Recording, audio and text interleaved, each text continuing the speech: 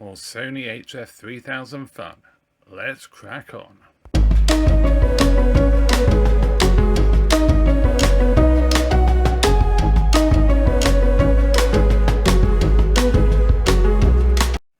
Hello and welcome to another Mr. Betamax video, and this one's a little bit different insofar as it's part 2 of the Sony SL-HF3000. Lots to do, so let's crack on. Okay, so here we go. Power on. Excellent. So far so good. Lovely. That's fantastic. So, Aaron actually sent me an RMT. This is a 163, so this is very similar to the 232, which we're going to be looking at in another video. I think it's 232. Yeah, so this is a 232, and then one's a commander, one's an editor, and buttons wise, oh, there's a lot more. There's a lot more on the on this one. Look at that. It's just beautiful, isn't it? I just love Sony design. I really, really do. It's just yeah, it's part of the drive for doing these videos in a lot of ways, because it's just so lovely to see this kit. So yes, so we've got the remotes. More than likely the 232 will work, but yeah, obviously you're missing out the functions. Then we've got a Pro Betamax, that really lovely designed Betamax cassette. I love these. They're really, really good. I've got a couple myself, and they're just wonderful. Other things he sent, oh, we've got another SDK 5441. Certainly worth keeping that, because I believe that's genuine, if what I'm being told is correct. And then we've got the user manual, which is absolutely amazing. All in Japanese, but wow. It's just, I love it. I love the way they've done the manual. Sort of very simply describing quite a complex machine. And of course there's high band beta as well. So there's a few extra lines. There's NTSC, of course. But wow. And then I think got the brochures. Oh, I remember those Sony TVs. But yeah, just amazing. Absolutely amazing. Huh. We might end up just taking a scan of these, to be honest. There's the F101, which was in a previous video actually. High band, very basic machine, but really a lovely machine. Beta movie. So yeah, 1987, June 87, that date's from. Absolutely wonderful. And then we've got this brochure, and this is great. Look at that, Pro 9000. We've got the 3000, which is really cool. We haven't got the SL-2100. What date's this? 87. Yeah, so the SL-2100, or the SL-HF3000 if you're in North America, that was, I think it was 1991. So yeah, predates these, but yeah, it's really just so nice to have that extra bit of memorabilia. So yeah, fantastic. So what I'm going to do now is connect it all up, obviously got to do some standards conversion. I don't know whether I have to use the TBC or not. I don't think I do actually, because I can use the copy box to do that. I don't think the TV supports it. The LG did. Don't think this one does. But yeah, we'll get it hooked up and give it a test. So we'll connect it up. I'll put the translation of what all of these are. Basically, this is line out, this is monitor, this is line in 1. So and you've got the control in out here. But yeah, and PCM as well. They're all PCM labelled, so therefore there must be a switch somewhere which I haven't found yet, but might run through that at some point. But there'll be a PCM switch which will turn off the dropout compensator, which you need to do really for reliable PCM recording and playback. So yeah, but line out, fantastic. Okay, so the next thing I'm going to do is just take the front off and just clean the displays and the windows. It looks like I have to remove 4 screws from underneath. We've got clips on the side, 2 sets of clips on each side.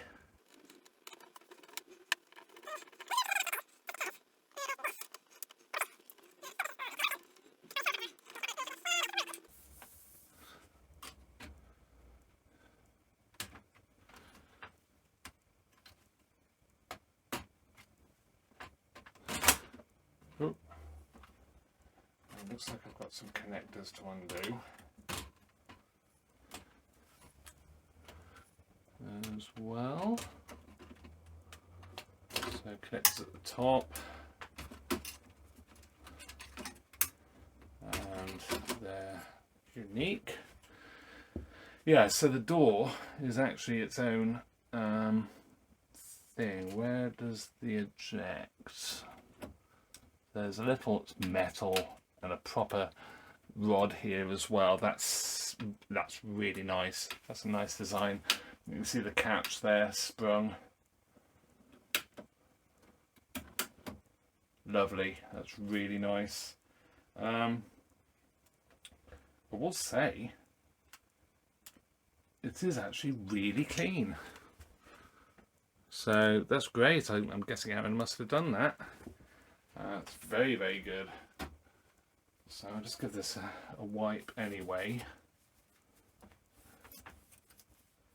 I have to say, so far, this is right up there, sort of favourite machines. I'm sort of quite looking forward to having it play with it and just seeing exactly what it's like. Sort of 1987-ish. It's really advanced. Really advanced, just as video recorders go, full stop. So I'm going to put the bottom cover back on, and yeah, we'll give it a try with that, with its power supply.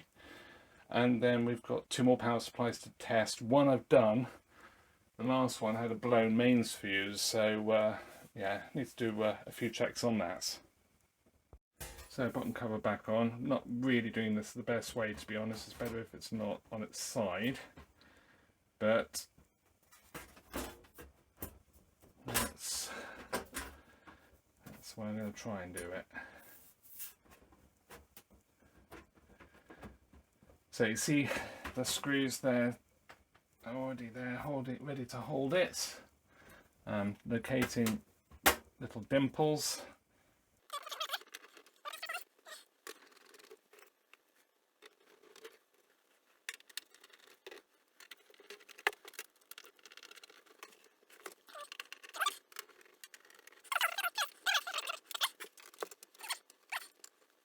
So I suppose I better give it a try. Okay, so here goes. Let's put some power on it first.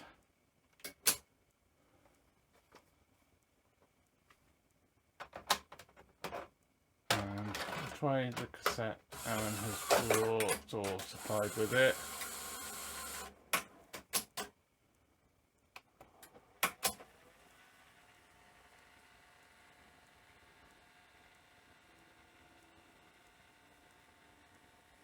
I have to say it's not the best picture.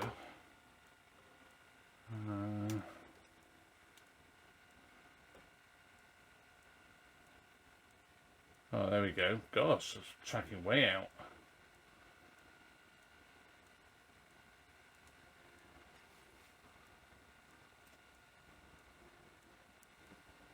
Anyway,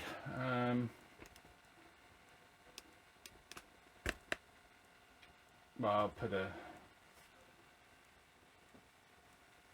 picture in picture. But yeah, there it is. I do wonder how good this tape actually, or this recording. I mean, I think the tape will be fine. What are we on? Beta 1 and hi-fi stereo.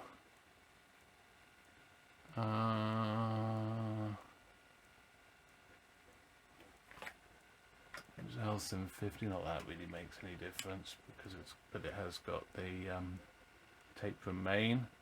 MPX filter on. We've got PCM switch there. Beta hi-fi.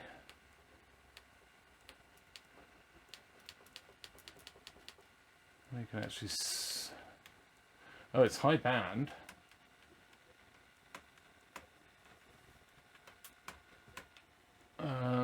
This is all that was a bit loose, but it's not.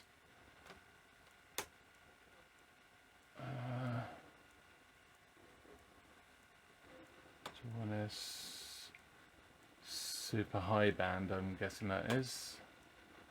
I will do a run through of this machine because it's such a brilliant machine. I love it.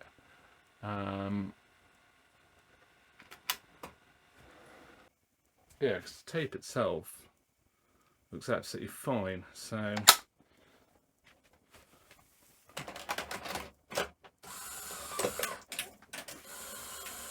I'll be interested to see what this tape plays back like, actually, because it looked really awful on the 500. Oh, that's looking great. And tracking furthest right, centre, furthest left. No beta hi-fi, but yeah, it's fine. So yeah, that's really cool. So I suppose the next thing now is to try out that other power supply and to see if that's okay. Super. I'm really pleased with that. Channel. Ooh. Yeah, you can change channel with that. I thought probably you could, or use the buttons. Anyway, I digress. Yeah, I suppose you ought to try the other power supply. Okay, so time to power test power supply number 2, but fingers crossed. Keep an eye out for a nice bright flash of burning fuse. Should be fine, but might be entertaining. Oh, that seems to be working. Super. Fantastic. So just one more power supply to go. So that's great.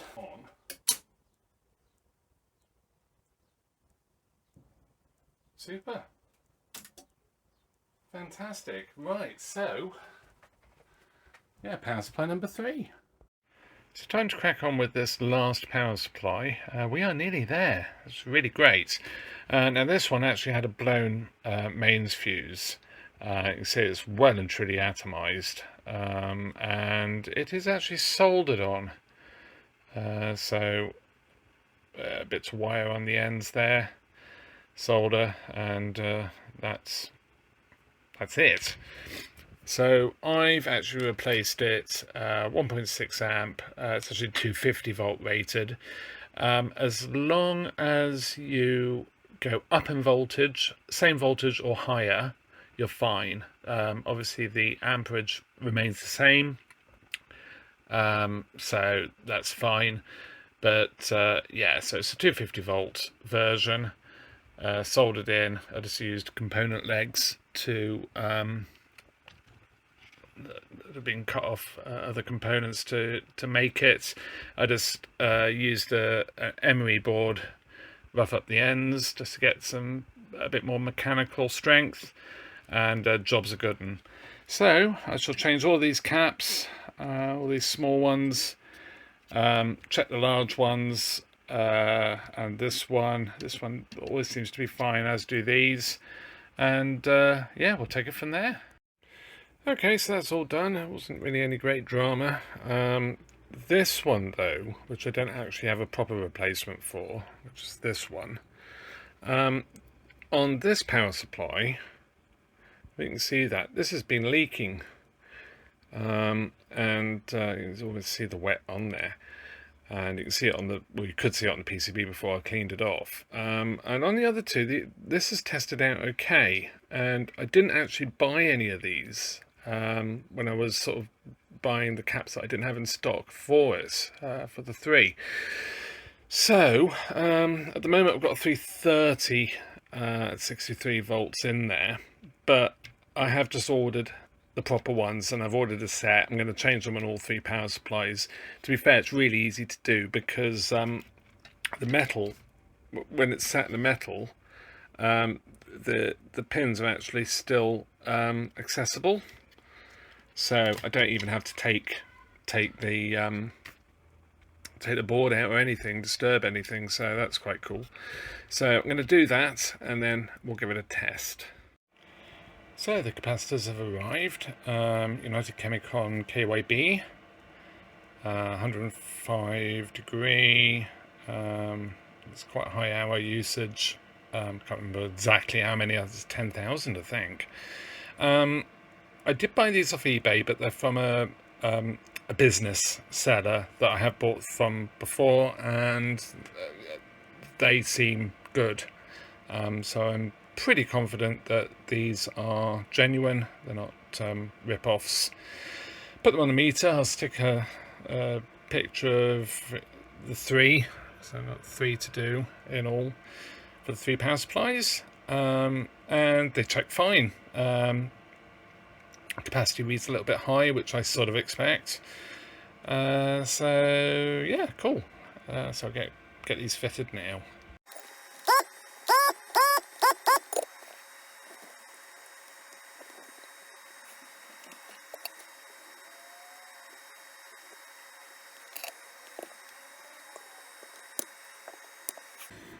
Once we'll do them all. I'm going to say that it's just that, especially with this type of circuit, there is an inrush when the machine's powered on, potentially, and they flex. So like the actual wire inside will flex each time, and over years, like 40 years, they'll just break, they'll just rupture. So I might as well put new ones in, and that just make sure that doesn't happen. I will do the other ones as well, but I need to change this capacitor on the other 2 power supplies, and it looks like I can do it without removing the power supply, because it just overspills the metal cage. But what I'm going to do now, let's just check everything is okay. So everything's looking good. Soldering's looking good. Just wanted to check these joints are okay, because obviously this has been moving about a fair bit. But yeah, let's put this back together.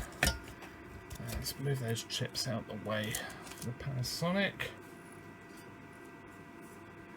I have to say, poor Aaron's been waiting a long time for this. It's just been so busy with everything. And I've been trying to do some quite difficult repairs as well.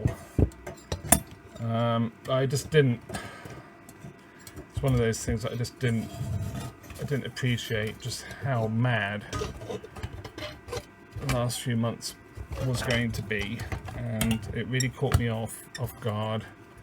And Aaron has been absolutely wonderful, very, very patient with me, but doesn't stop me feeling rather guilty about it. I don't like having things for a long time, especially when I'm not waiting on parts. Another machine that's taken a long time, we have actually got a couple of videos coming up on this particular machine. You might remember the 950 Laszlo's, and there have been a couple of videos on that machine. But he's still keen to get it going, and I've actually had that machine 2 years. It's been an absolute nightmare. The biggest nightmare was the capstan motor. I just didn't have a capstan motor, and it took a considerable time before I managed to locate one. I did actually have one in the end, in some old scavenged, salvaged spares, but it's just, I hate things taking so long, but it is what it is. At the end of the day, this is my hobby, really. I make no money, even though the channel is monetized. I've only had 60 quid, and it's going to take quite a few more months before I get another 60 quid, I think. Which is fine, you know. I'm not moaning or anything. It's just, well, I suppose I am. People say, "Oh, I'm not moaning about it." It's just like, well, don't say it then. It's just like, yeah, it's. I would love to be doing a lot more of this, but obviously I have to look after the day job. Family commitments, my own business. I also have my own business. All of those things have to come above doing these repairs. On the other hand, I love doing these repairs, and I love helping people out and just seeing kit working properly again, and making sure that I don't actually put this PCB in such a way that's going to short straight to the chassis. I hadn't noticed that. I've actually missed, I don't think you can quite see it, probably not. There's a little guide down there the board needs to sit in, and I've completely missed it. Yeah, so you can see that's the cap. It's actually really easy to just get that out. No sweat at all. This power supply, it's actually been run for about 10 hours now. I'm going to change these two fuses as well.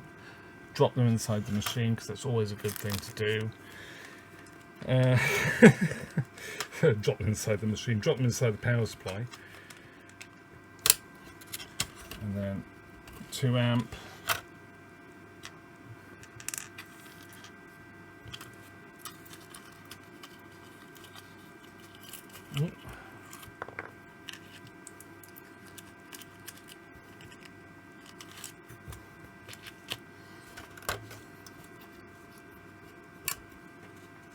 Super. And we'll whip out this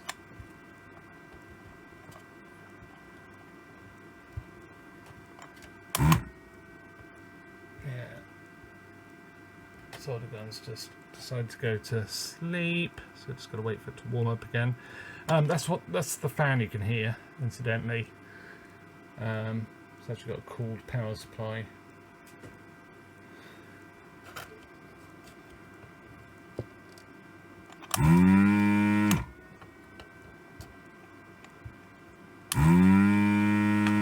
Like I say, his power supply has been well and truly tested. We've done good 10 hours power up on it,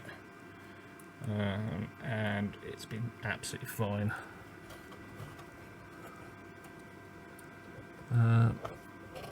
And I will say, like I say, I mean, well, I didn't test this one. I tested the one out of the actual machine that I had, the HF3000 that I had, and that one tested absolutely fine. But having seen that one on the third power supply, actually physically with leakage, I just think, let's just get it changed. I feel like it's half a job. I know I've left those 3 big capacitors unchanged. I'm not worried about those. Ultimately, they'll go short if they're going to do anything.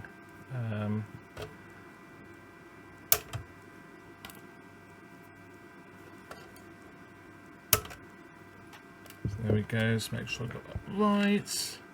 Negative. Oop, there goes the fuse. Super, so that one's done. And we'll do the other one. Okay, so same drill with this one. This one should come out quite easily, actually.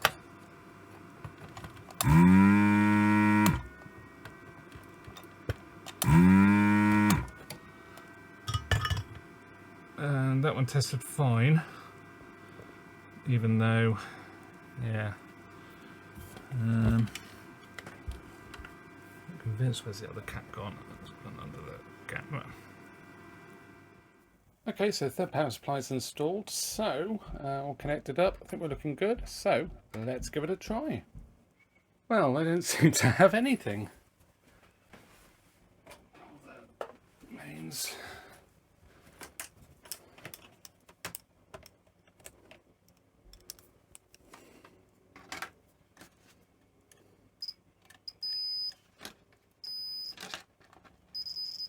So all the fuses are fine. Well, we've got 15 volts on there, so well, that's good. So that's showing that's actually on.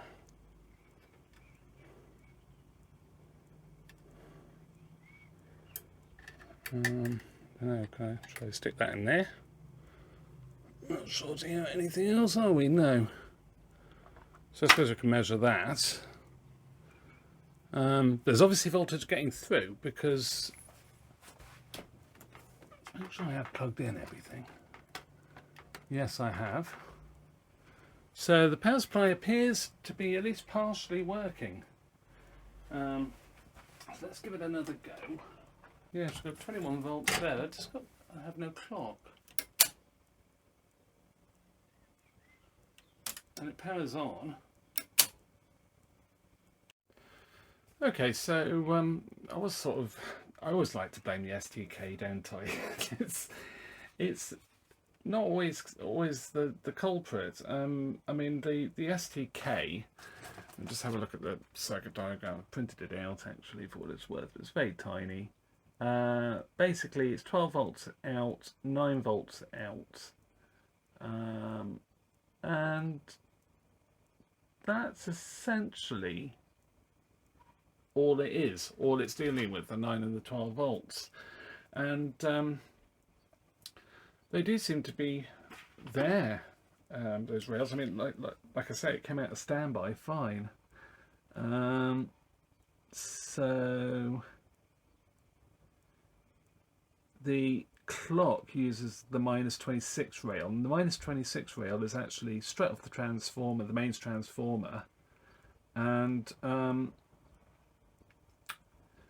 goes through fusible resistor, which I assume is probably blown, before going through, looks like a half-wave rectifier, and a transistor, regulator, it's a regulator section of the power supply to drive that -26 volts. So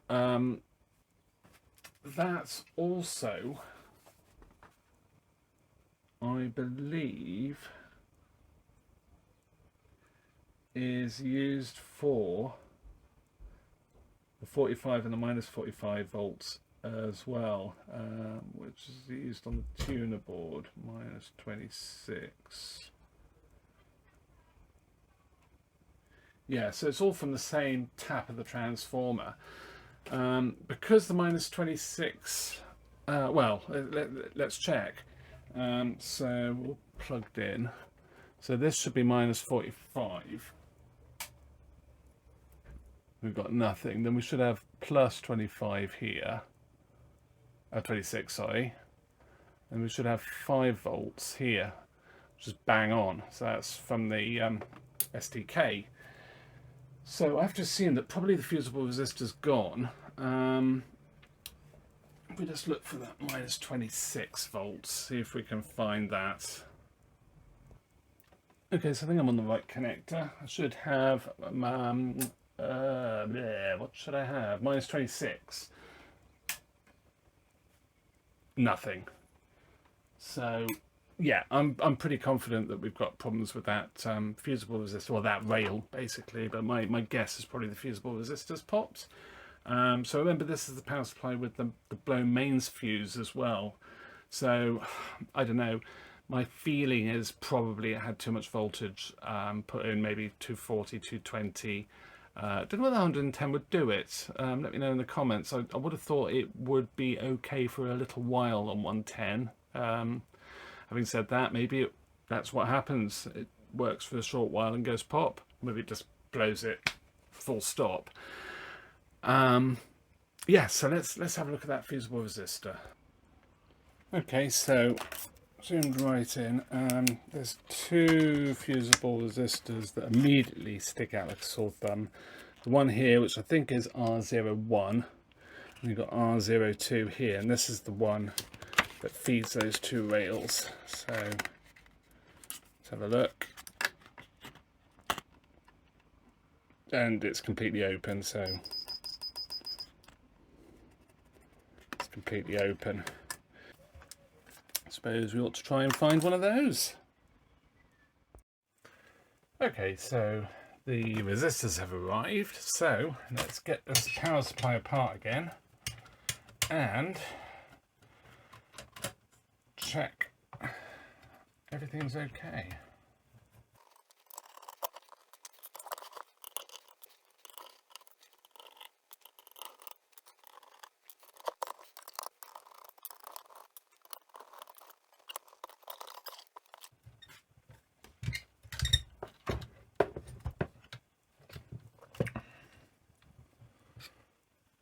Yeah, let's whip this out and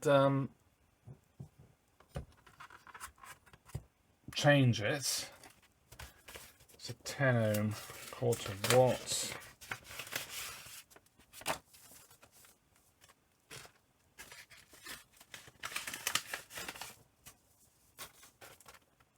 Oh, let's consider it. They've actually put the values 0.47, 3.3, so they're for HF950.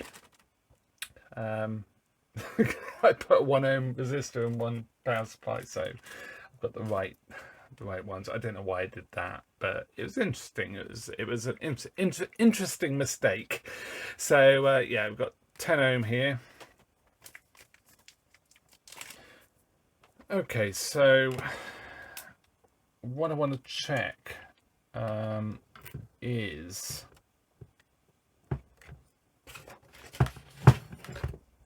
that is not hanging off, because that's a bad thing to do. And we're just going to check the diodes.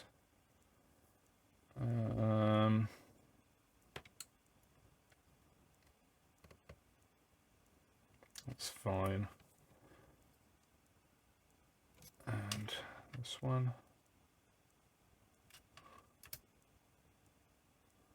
Yeah, so they are fine. It's good. Then this transistor regulator looks fine.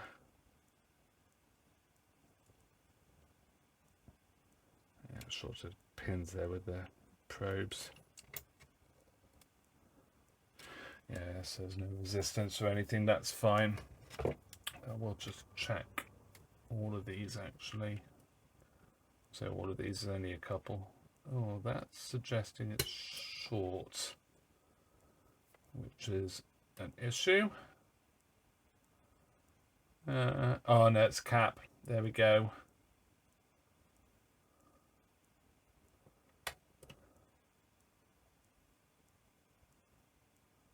So there's cap charging, which is causing it to initially look like it's short. We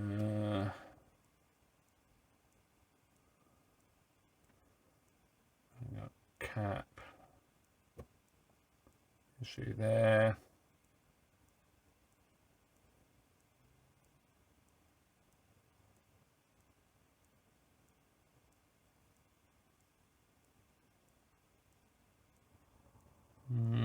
Potentially a bit suspect. A xenodiode. It's really checking it for shorts. Can't remember actually. I'm doing this off the top of my head, which is never a good thing. I mean, basically, I've got no shorts. I would err on the side of caution on that one, but I think that's just because of the where it is in circuits. I'm not finding any shorts. That's the big thing.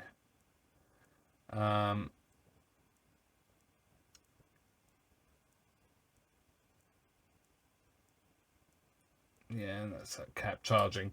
So I'm fairly happy that this is probably going to be okay. It's just literally this fusible resistor that's gone open as a result of having excessive voltage on the inputs. I mean, that's my gut feeling.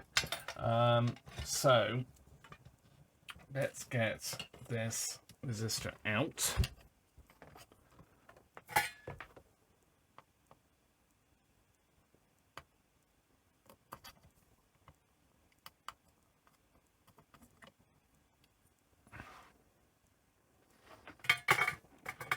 And for the sake of argument, let's just check it.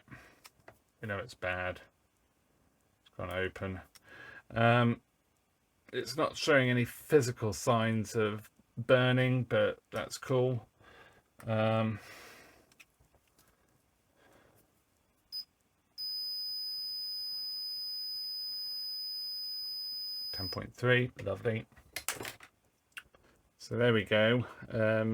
It's amazing how much thinner the wire is compared, the old one compared to the new one. But yeah, that's fine. All good to go.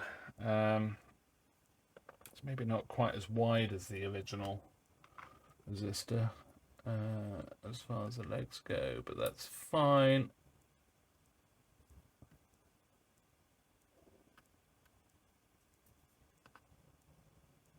It's falling straight through the holes in the print. Okay, so here we go. Solder that back on.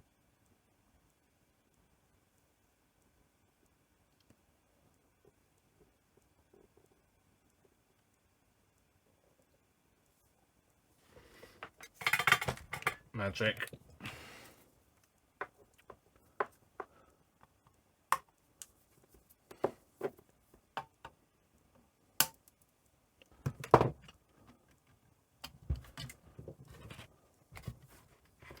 So there we go. In some ways, I sort of was a bit tempted just to put it flush to the board, but of course, if it does sort of smoulder, it'll mark the board. So keep it near original. That's cool. I'm happy with that. So yeah, I'll put it back together and we'll give it a try.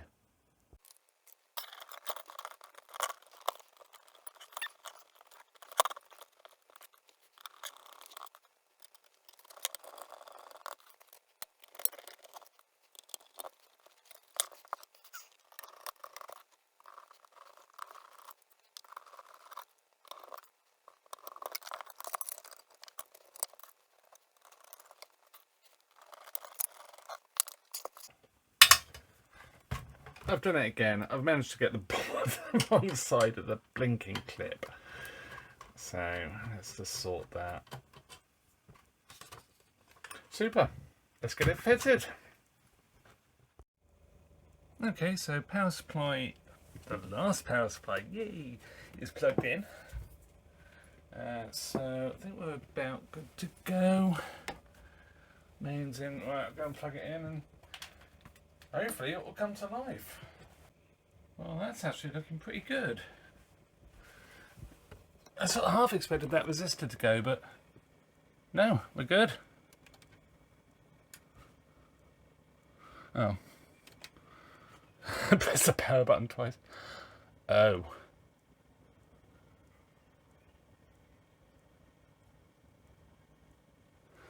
Might not be out of the woods yet.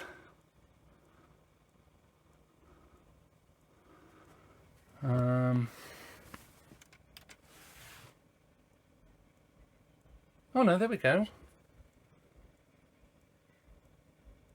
Okay, well, leave this on for a while. And yeah, hopefully it should be all good to go. So that's been on for a few hours now, and it's been 100% solid. It is running quite hot, but these do. But I wouldn't say that's any more heat from this than I'm getting from the other two, to be honest. I'm happy with that. Not going to change the STK. I don't see the point. If it's working, I don't see the point in changing it. You know, and I know it's a genuine one in there, probably anyway, unless it's been changed.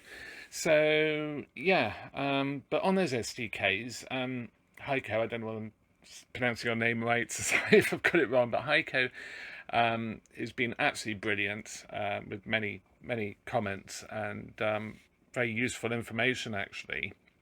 So thank you. But he sent me some pictures of genuine STK 5441s, and you can see them on the screen now. Comparing those with one of the ones that was bought from Nico, and yeah, they do look genuine. They sort of have the same marks. The package looks correct. Of course, it could be that the SDK has had the number wiped off. It's a slightly different variant or similar sorts of characteristics, and it's been repurposed and it's had the number replaced. I don't know. It did seem a bit odd that that one had some of the print taken off it by the sellotape, but I don't know. I'm happy to believe they are genuine. So, and I'll be sending those back to Aaron, so you can keep them safe. It's got 3 of them, and they are only going to get rarer. So, yeah, that's really cool. So, I'm going to take this power supply out now and put the original one back in. See it behind there, and yeah, I'll give it a test. So there we have it, all good to go. And it's interesting that the clock is actually Y2K compliant. It's got the right day because you set the date real time as well, day, date, year on this, and yeah, it's picked up, it's Wednesday, which it is. So it's all working really well. It's a lovely machine. This is actually a beta 3 tape, and it's not great either. But it's actually doing a great job at putting in just a great picture. I mean, I'm astounded, really, because Beta 3 is pretty ropey, but that is doing really well. So, yeah, so with that, we're all done. And this will soon be going back to Aaron, together with the 2 power supplies and also the character board. The remote control, the SL-2100 remote control, that's going to take a little bit longer, but I've got some plans for that, so keep an eye out for a video on that. I'm determined to get the remote control working. It's such a shame, crying shame. And yeah, we're also going to have a fun video coming up in the next couple of weeks using the functions of this. It's actually got some really novel functions and amazing functions for 86. I can't believe it's 1986 and it has what it has. Character generation is one of them, like titles and whatever. But yes, keep an eye out for that video because that'll be really fun. Hopefully we'll get to use this remote control a bit more as well, because it's absolutely wonderful. I mean, honestly, this thing is a thing of beauty if I can open it one-handed. It's just amazing. So yeah, we may well end up using that a little bit as well. Notice the VTR12 as well, so you can have two of these machines daisy trained together. It's got Control S as well, so yeah, fantastic. So with that, thank you very much for watching. Please like and subscribe as well. Certainly subscribe if you like this sort of machine as well, because like I say, we'll be doing a little bit more on it. Hopefully we'll have a 2100 coming in. We've got some 950 fun, HF950 Sony, Sanyo Betamax coming up, and Shiba Walkman. So lots of fun stuff to come. And some Video 8 stuff as well. And we might even get the Laserdisc player working. So I'm going to be busy. So with that, thank you very much for watching, and see you in another video. Bye for now. It's the incredible Crash Dummies! Whoa! Some days this job's hard to face. Now the Crash Dummies have a crash test center where Slick, Spin, and all the dummies face the ultimate test. Nice body slam! There's even a place to crunch your crash car. You guys really cracked me up. Don't you be a dummy. Buckle your safety belt and leave the crashing to us. The incredible Crash Dummies! Crash Test Center comes with everything shown. You put it together.